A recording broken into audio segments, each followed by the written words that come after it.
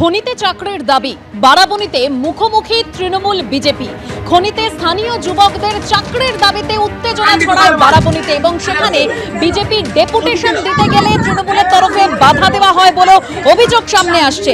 ইটপাড়া খনিতে বিজেপির ডেপুটেশন দেওয়াকে ঘিরে তুমুল উত্তেজনা, লাঠি বাঁশ নিয়ে সম্মুখ সমরে নেমে পড়ে বিজেপি ও তৃণমূল।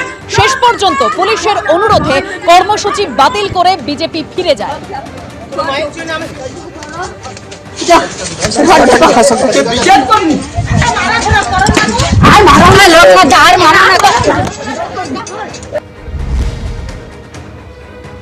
গতকাল রামপুরহাটে মিছিল করেছিলেন আর আজকে রামপুরহাটের পর বোলপুরে মিছিল করলেন অনুব্রত মণ্ডল। বীরভূমের জেলা সভাপতি থাকাকালীন এই কর্মসূচির ঘোষণা করেছিলেন তিনি, আর কোর কমিটির বৈঠক চলাকালীন মমতা বন্দ্যোপাধ্যায় ফোন করেছিলেন এবং সেই ঘোষিত কর্মসূচি চালিয়ে নিয়ে যাওয়ার কথা বলেছিলেন তিনি। আর সে মতোই অনুব্রত মণ্ডল তিনি মিছিল করলেন আজ বোলপুরে। সরাসরি চলে যাবো, আমাদের প্রতিনিধি ব্রতদীপ ভট্টাচার্য রয়েছেন আমাদের সঙ্গে। ব্রতদীপ, দেখো, গতকাল রামপুরহাটে সে বিশাল মিছিলের পর আজকে দেখা যাচ্ছে বোলপুরে একই রকমভাবে বিশাল একটি মহা মিছিলের আয়োজন করা হয়েছে এবং নেতৃত্বে আর কেউ নয়, অনুব্রত মণ্ডল। গতকাল আমরা দেখেছিলাম জেলার সমস্ত নেতৃত্ব এই মিছিলে উপস্থিত ছিলেন, আজকেও কিন্তু সমস্ত নেতৃত্বের উপস্থিত থাকার কথা। ইতিমধ্যেই বোলপুরের যে ডাকবাংলো মাঠ রয়েছে সেই মাঠ থেকে মিছিল শুরু হয়েছে এবং দেখতেই পাচ্ছ মিছিলের একেবারে মাঝে রয়েছেন অনুব্রত মণ্ডল। তিনি হুডখোলা জিপে করে যাচ্ছেন এবং প্রচুর মানুষ কিন্তু ইতিমধ্যেই সে মিছিলে যোগদান করেছেন। সমস্ত ব্লক থেকে মানুষ আজকে আসার কথা এবং তিনি যখন জেলা সভাপতি ছিলেন সেই সময় কিন্তু এই কর্মসূচির কথা ঘোষণা করা হয়েছিল, যদিও তার পরবর্তীতে দল সেই জেলা সভাপতির পদটাই সরিয়ে দিয়েছে। অনুব্রতবাবু রয়েছেন এখানে। অনুব্রতবাবু, এটা কি এই বার্তাই পৌঁছে দেওয়ার জন্য এই মিছিল যে অনুব্রত মণ্ডল আবার বীরভূমের রাজনীতিতে পুরো দমে? না না না, একবারই না। আমি তো মিটিং ডেকেছি 11 তারিখে। আমি মিটিং ডেকেছি 3টে সাব ডিভিশনের 11 তারিখে ডেকেছি। মিছিল বার্তা একটাই, 26-এর বার্তা। হ্যাঁ,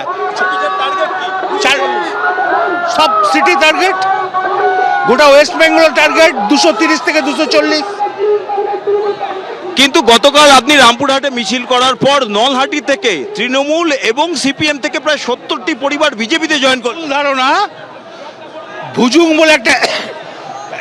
ভুজুং বলে একটা গ্রাম আছে নলহাটিতে, সেখানে 10-12টা ফ্যামিলি তারা বরাবরই বিজেপি করে, মধ্যেখানে 2-3টে ফ্যামিলি তৃণমূলে এসছে। ওদের ওইটাই নিয়ম, যখনই বড় কোনো কিছু কাজ করি আমরা তখন ওই 10-12টা ফ্যামিলিকে নিয়ে তারা বিজেপি জয়েন করে ভুজুং গ্রামে। না, কিন্তু অনুব্রতবাবু, বিরোধীরা বলছে যে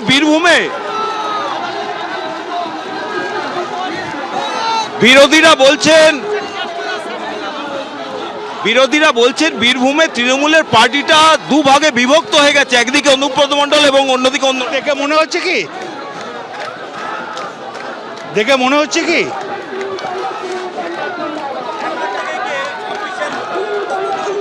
এটা তো আজকে এটা টেলার হলো, দেখা যাবে পরে। এতদিন জেলা সভাপতি থেকে তারপর যে দলের এই সিদ্ধান্ত, কোথাও অভিমান আমার মমতা ব্যানার্জিকে ভালোবাসি, আমার লিডার মমতা ব্যানার্জি, অভিষেক ব্যানার্জি। আমি সিপিএমকে তাড়িয়েছি চ্যালেঞ্জ করে, ওতে আমার কোনো ক্ষোভ কম নাই। ভবিষ্যতে দল যদি আবার আপনাকে জেলা সভাপতি হিসেবে চায়, আপনি তখন ব্যাপার না, আমি তো দলের জন্য, আমি দলের সৈনিক, আমি পরিশ্রম করব। ভবিষ্যতে অন্য কোনো জেলা সভাপতির আন্ডারে যদি কাজ করতে হয় তখন? আমি ছোট থেকেই দল করে এসেছি, আমি দলের কাজ করব, আমি মমতা ব্যানার্জির কাজ করব। আমার সঙ্গে কারো কোনো দ্বন্দ্ব থাকলে এত লোক আছে নাই। কখনো পরিষদীয় রাজনীতিতে মানে ইলেকটোরাল পলিটিক্সে যাওয়ার কথা ভাবছেন? ইলেকটোরাল পলিটিক্সে নির্বাচনে দাঁড়ানোর বিষয়ে কিছু ভেবে ভাবছেন? না, কোনোদিনই দাঁড়ায় না, এখনো দাঁড়াবো।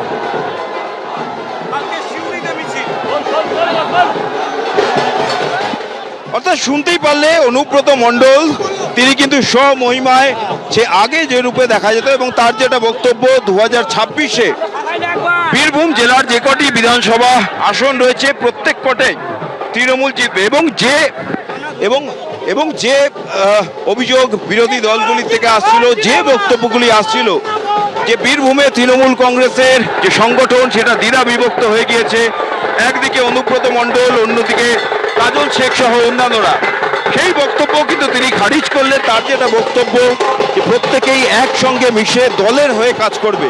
আমি একটু ছবিটা দেখাচ্ছি, একদিকে দেখলাম ব্রতদীপ, আমরা সেই রোড শো দেখতে পাচ্ছি অনুব্রত মণ্ডলের, এবং তিনি বললেন এই মিছিল থেকে একটাই বার্তা, 26-এর বার্তা। ধন্যবাদ ব্রতদীপ।